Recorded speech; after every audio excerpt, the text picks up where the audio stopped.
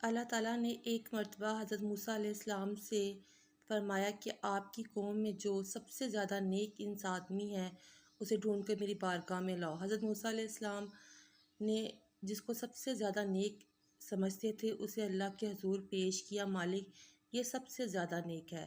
جسے حضرت موسیٰ علیہ السلام نیک کہیں وہ کتنا کوئی نیک ہوگا، یا اللہ یہ نیک ہے۔ حضرت موسیٰ علیہ السلام سے رب کریم نے فرمایا کہ اس بندے کی ڈیوٹی لگاؤ کہ یہ اس قوم میں جو سب سے گنہگار ہے وہ بندہ ڈھونڈ کے لائے۔ آپ نے ڈیوٹی لگا دی تو وہ عرض کرنے لگا حضور 3 دن کی مہلت دے دے، میں بندہ ڈھونڈتا ہوں۔ 3 دن 3 راتیں گزر گئی، آنے کا وقت آیا تو اسی نیک آدمی نے کیا کیا کہ اپنے گلے میں رسی ڈالی اور اپنے ہی ہاتھ سے پکڑ کے لا کر حضرت موسیٰ علیہ السلام کے ہاتھ میں دے کر کہا حضور 3 دن کوشش کی ہے، سب سے زیادہ برا میں ہی ہوں۔